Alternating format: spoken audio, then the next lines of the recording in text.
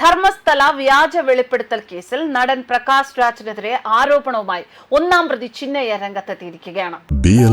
കേരള, തമിഴ്നാട്, പോണ്ടിച്ചേരി. ധർമ്മസ്ഥലക്കെതിരെ വ്യാജ ആരോപണങ്ങൾ ഉന്നയിക്കാൻ പ്രകാശ് രാജും സംഘവും നിർബന്ധിച്ചു എന്നാണ് ചിന്നയ്യ കർണാടക ഹൈക്കോടതിയിൽ സമർപ്പിച്ച ഹർജിയിൽ ആരോപിച്ചത്. അന്വേഷണം വേഗത്തിൽ പൂർത്തിയാക്കി റിപ്പോർട്ട് സമർപ്പിക്കാൻ പ്രത്യേക അന്വേഷണ സംഘത്തിന് നിർദ്ദേശം നൽകണം എന്ന് ആവശ്യപ്പെട്ടാണ് ഹർജി സമർപ്പിച്ചത്. പ്രകാശ് രാജിനെ കുറിച്ച് പറയുകയാണെങ്കിൽ സനാതനത്തെ ഒരുപാട് ചവിട്ടി അരയ്ക്കാൻ ശ്രമിച്ച വ്യക്തിയാണ് പ്രകാശ് രാജ്. 100 ശവം കുഴിച്ചിട്ടു എന്ന് കള്ളം പറയാൻ പ്രകാശ് രാജ് തമിഴിൽ നിർബന്ധിച്ചു. 50 ലക്ഷം വാഗ്ദാനം ചെയ്തു. ലക്ഷ്യം എന്താണ്? ക്ഷേത്രം തകർക്കുക.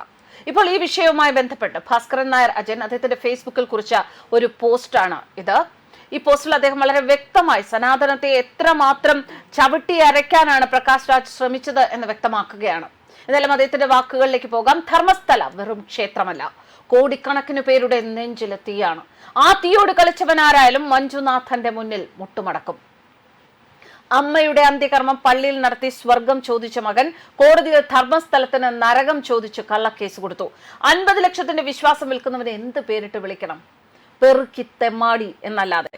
ധർമ്മസ്ഥലെ തൊട്ട് ചുട്ടുപൊള്ളും 800 വർഷം പഴക്കം മഞ്ജുനാഥ സ്വാമി വാഴുന്ന പുണ്യഭൂമി. ജാതിയില്ല, മതമില്ല, വിശക്കുന്നവന് ചോറ് വാരി കൊടുക്കുന്ന അന്നദാനത്തിന്റെ അക്ഷയപാത്രം, അനാഥ പെൺമക്കളെ കൈപിടിച്ച് കല്യാണം നടത്തി കൊടുക്കുന്ന കരുതൽ, ലക്ഷങ്ങൾ അപ്പാ മഞ്ജുനാഥ എന്ന് കണ്ണീരോടെ വിളിക്കുന്ന മണ്ണ്. ആ ധർമ്മസ്ഥലയാണ് ശവപ്പറമ്പാക്കി ഈ തെമ്മാടി കഥ മെനഞ്ഞത്. ഇപ്പൊ കേസിലെ പ്രതി ചിന്നയ്യ തന്നെ പറയുന്നു, 100 ശവം കുഴിച്ചിട്ടു എന്ന് കള്ളം പറയാൻ പ്രകാശ് രാജ് തമിഴിൽ നിർബന്ധിച്ചു. 50 ലക്ഷം വാഗ്ദാനം ചെയ്തു. ലക്ഷ്യം 200 കോടിയുടെ ഗൂഢാലോചന, ക്ഷേത്രത്തെ തകർക്കുക. ധർമ്മസ്ഥല വെളിപ്പെടുത്തൽ കേസുമായി ബന്ധപ്പെട്ട് നടൻ പ്രകാശ് രാജിനും സാമൂഹിക പ്രവർത്തകരായ മഹേഷ് ഷെട്ടി, തിമ്മരൌഡി, ഗിരീഷ് മട്ടന്നവർ തുടങ്ങിയവർക്കെതിരെ ആരോപണവുമായി പ്രതി ചിന്നയ്യ. വ്യാജ ആരോപണങ്ങൾ ഉന്നയിക്കാൻ പ്രകാശ് രാജ് ഉൾപ്പെടെ ഉള്ളവർ നിർബന്ധിച്ചു എന്നാണ് കർണാടക ഹൈക്കോടതിയിൽ സമർപ്പിച്ച ഹർജിയിൽ ആരോപിക്കുന്നത്.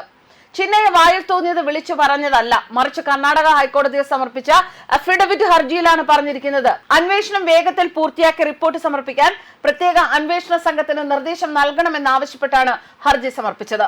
തീർത്ഥാടന കേന്ദ്രമായ ധർമ്മസ്ഥലത്ത് ബലാത്സംഗത്തിന് ഇരയായി കൊല്ലപ്പെട്ട 100-ൽ പരം സ്ത്രീകളുടെ മൃതദേഹം താൻ കുഴിച്ചു മൂടിയിട്ടുണ്ട് എന്നായിരുന്നു ശുചീകരണ തൊഴിലാളിയായ ചിന്നയ്യയുടെ ആരോപണം. ഇയാളുടെ ആരോപണം കർണാടകയിൽ ലോറി അപകടത്തിൽ കൊല്ലപ്പെട്ട അർജുന്റെ ലോറി മുതലാളി മനാഫ്, ലോറി ഉടമ മനാഫ് എന്ന യൂട്യൂബ് ചാനലിൽ പങ്കുവെക്കുകയും ധർമ്മസ്ഥല ആക്ഷൻ കമ്മിറ്റി അംഗമാവുകയും ചെയ്ത് മഞ്ജുനാഥ ക്ഷേത്രത്തിൽ വെച്ചാണ് ഈ ബിരുദങ്ങൾ കാണാതാവുന്നത് എന്ന് പറഞ്ഞു. ആ ദിവസങ്ങളിൽ മനാഫായിരുന്നു കേരളത്തിലെ ചാനൽ ചർച്ചകളിൽ താരം.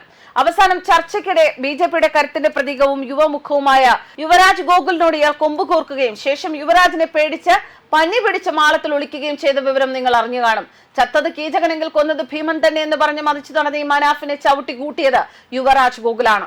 കൂടാതെ കേരളത്തിൽ ഈ അമ്പലത്തെക്കുറിച്ച് വളരെ മോശപ്പെട്ട രീതിയിൽ പ്രസ്താവനകൾ ഇറക്കുകയും ചെയ്തു. ശുചീകരണ തൊഴിലാളി ചിന്നയ്യ പറഞ്ഞ സ്ഥലങ്ങളിൽ മണ്ണ് നീക്കി പരിശോധന നടത്തി. എന്നാൽ വ്യാജ ആരോപണമാണ് ഉന്നയിച്ചത് എന്ന് കണ്ടെത്തിയതോടെ ഇയാളെ പ്രതിയാക്കി കേസെടുക്കുകയായിരുന്നു. പോലീസ് മണ്ണ് മാന്തിയപ്പോൾ ശവം പോയിട്ടൊരു അസ്ഥി കഷ്ണം പോലും ഇല്ല. പിന്നെ എന്തിനായിരുന്നു ഈ നാടകം? ക്ഷേത്ര ഭരണാധികാരിയെ തകർക്കാനോ? കോടിക്കണക്കിന് ഹിന്ദുക്കളുടെ വിശ്വാസത്തെ ചവിട്ടിമതിക്കാനോ? ഇരട്ടത്താപ്പിന്റെ സെക്യുലറിസം നമുക്ക് പുത്തരിയല്ല. അന്യമത വിവാഹം കഴിക്കും, അമ്മയുടെ അന്ത്യകർമ്മം പള്ളിയിൽ നടത്തും. പക്ഷെ ആക്രമിക്കാൻ നോക്കുന്നത് ഹിന്ദുവിന്റെ വിശ്വാസത്തെ മാത്രം. സ്വന്തം മതത്തെ ചീത്ത വിളിച്ചിട്ട് ഇവനൊക്കെ നമ്മുടെ സംസ്കാരം പഠിപ്പിക്കാൻ വരുന്നു. ഓർത്തോ, ഇത് സിദ്ധരാമയ്യയുടെ കാലമല്ല. DK ശിവകുമാർ ഉണ്ട്, കോടതിയിൽ അഫിഡവിറ്റ് ഉണ്ട്. കള്ളത്തരത്തിന്റെ എക്സ്പയറി ഡേറ്റ് കഴിഞ്ഞു. ധർമ്മസ്ഥല വെറും ക്ഷേത്രമല്ല, കോടിക്കണക്കിന് പേരുടെ നെഞ്ചിലെ തീയാണ്. ആ തീയോട് കളിച്ചവൻ ആരായാലും മഞ്ജുനാഥന്റെ മുന്നിൽ മുട്ടുപടക്കും. SIT അന്വേഷിക്കട്ടെ. 29-ന് സത്യം ഹേമാവതിയുടെ തീരത്ത് തല ഉയർത്തി നിൽക്കും. ധർമ്മോ രക്ഷതി രക്ഷിത. ധർമ്മത്തെ രക്ഷിക്കുന്നവനെ ധർമ്മം രക്ഷിക്കും. ഭക്തലക്ഷങ്ങളുടെ ശാപം നിസ്സാരമല്ല. ധർമ്മസ്ഥലയെ തൊടുന്നവൻ വെന്തു പോകുമെന്ന് ചരിത്രം സാക്ഷി. ന്യൂസ് ഡെസ്ക് കർമ്മ ന്യൂസ്.